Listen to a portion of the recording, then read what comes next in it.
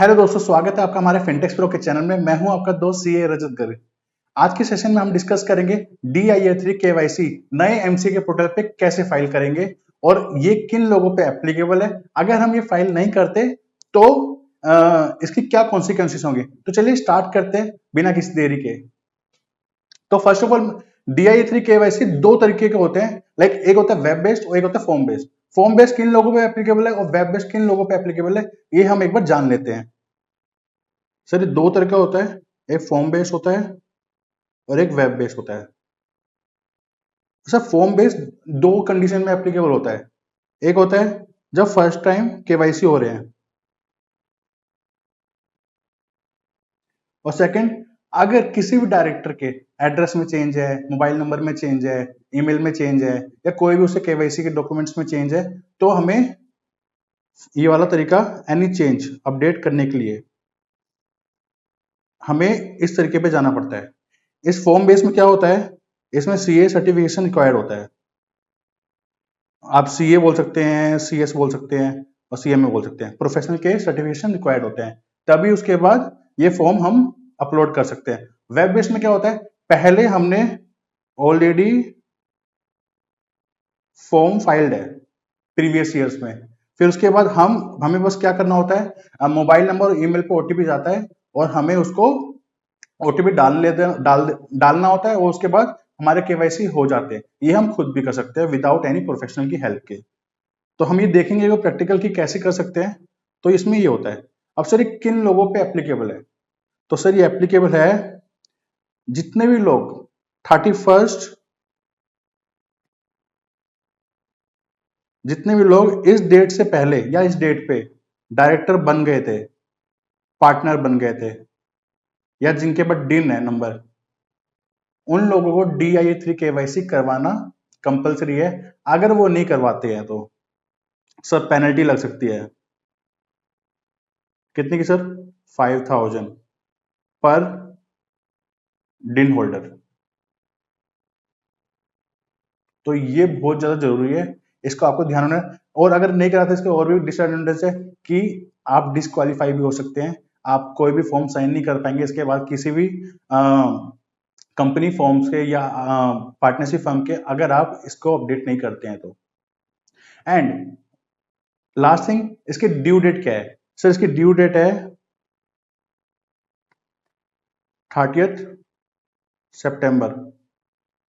तो आपको इस डेट से पहले अपने DIA3 KYC कंप्लीट करवाने हैं, अदरवाइज 5000 की बेमतलब की पेनल्टी आपको पे करनी पड़ सकती है। तो आप ध्यान रखिए और इसको कंप्लाई अपना करवा लेना। तो एक बार हम देख भी लेते हैं पोर्टल पे जाकर के ये फॉर्म हमें कहाँ पे मिलेंगे। नए पोर्टल पे जैसे ही हम लॉगिन करते हैं तो हमारा ये इंटरफेस आता है। इसमें एमसीए सर्विस में जाकर के आप कंपनी फाइलिंग में जाएं। कंपनी फाइलिंग के अंदर डिन रिलेटेड थिंग्स, इसके अंदर आपको दो ऑप्शन आ रहे हैं, DI3 KYC and DI3 KYC web. जैसा कि मैंने आपको दोनों बताया था, एक हम DI3 KYC वेब देख लेते हैं। अगर हम इस पर क्लिक करते हैं तो आपको कुछ भी नहीं करना। देखिए यहाँ पे डिन ऑफ द डायरेक्टर आप डालोगे, जैसे डिन ऑफ द डायरेक्टर आप डालोगे, यहाँ पे जो ऑलरेडी उनका मोबाइल नंबर रजिस्टर्ड है, ईमेल आईडी रजिस्टर्ड है, वहां पे आ जाएगा। यहाँ पे आपको डिन डालना है, यहाँ पे अपने आप ही ईमेल आईडी एंड यहाँ पे मोबाइल नंबर अपडेट हो जाएगा। आपको फिर सेंड ओटीपी करना है, यहाँ पे ओटीपी डालना है, नेक्स्ट करके आपको फाइल कर देना है। इसमें बिल्कुल सिंपल प्रोसीजर है, आपको कुछ भी करने की जरूरत नहीं। ये उन्हीं पे एप्लीकेबल है जिन्होंने पहले अपना फॉर्म फाइल किया था थ्रू सीए सर्टिफिकेशन या किसी प्रोफेशनल के सर्टिफिकेशन के थ्रू।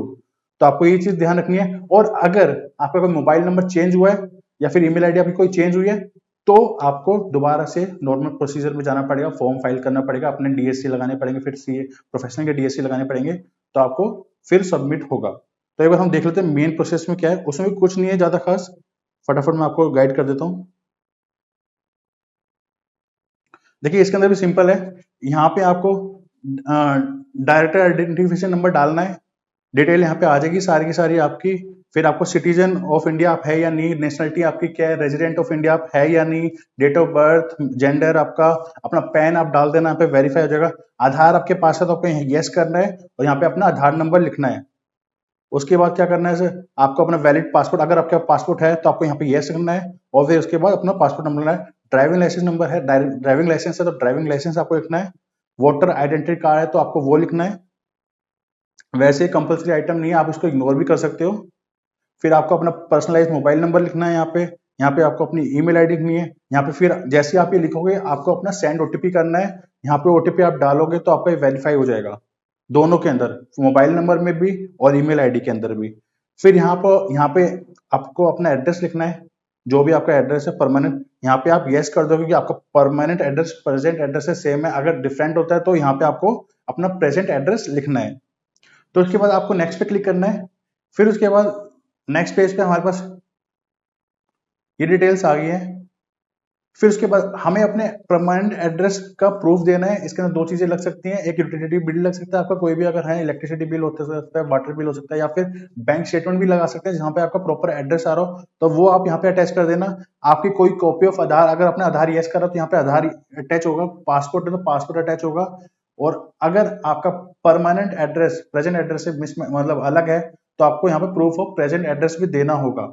तो उसके बाद क्या है, यहाँ पे आपके सिग्नेचर लग जाएंगे, to be digital sign by DIN holder, जिसका भी केवाईसी हो रहा है उसके यहाँ पे डीएससी लगेगा। एक चीज मैं बताना चाहूंगा, आप यहाँ पे जो भी डॉक्यूमेंट अटैच कर रहे हैं, लाइक यहाँ पे आप आधार अटैच कर रहे हैं या यहाँ पे आप परमानेंट एड्रेस प्रूफ अटैच कर रहे हैं, तो ये सीए अटेस्टेड होना चाहिए। यहाँ पे रिस्पॉन्सिबिलिटी दी गई है कि सर्टिफिकेट बाय प्रैक्टिसिंग प्रोफेशनल, जो भी प्रैक्टिसिंग प्रोफेशनल है, आप जो भी लाइक सीए, सीएस या सीएमए, तो वो भी जो भी इसको साइन कर रहे हैं तो उसको यहाँ पे I have verified and attested a document of DIN holder on the basis of original document produce before me. तो अब जो भी डॉक्यूमेंट अटैच कर रहे हैं वो सीए, सीएस, सीएमए अटेस्टेड होने चाहिए। तो आप इस बात का ध्यान रखना। तो उसके बाद तो आपको यहाँ पे मेंबरशिप नंबर डालना है। यहाँ पे जो भी है सीए का, सीए से आप अटेस्टेशन करा रहे हैं या फिर कॉस्ट अकाउंटेंट से कर रहे हैं या सीए से करा रहे हैं, तो वो यहाँ पे आप लिख देना। उसके बाद आपको नेक्स्ट करना है, फॉर्म को रिव्यू करना है। रिव्यू करने में कोई दिक्कत है तो आप उसको चेंज करिए, अदरवाइज सबमिट कर दीजिए। जैसा कि अभी एलएलपी में होता है, आप फॉर्म को डाउनलोड करेंगे, उस पर सिग्नेचर लगाएंगे और उसके बाद उसको अपलोड कर देंगे, तो आपका DIA3 KYC हो जाएगा। So thank you so much guys, I hope आपको ये वीडियो पसंद आई हो। सो सी यू सून गाइस।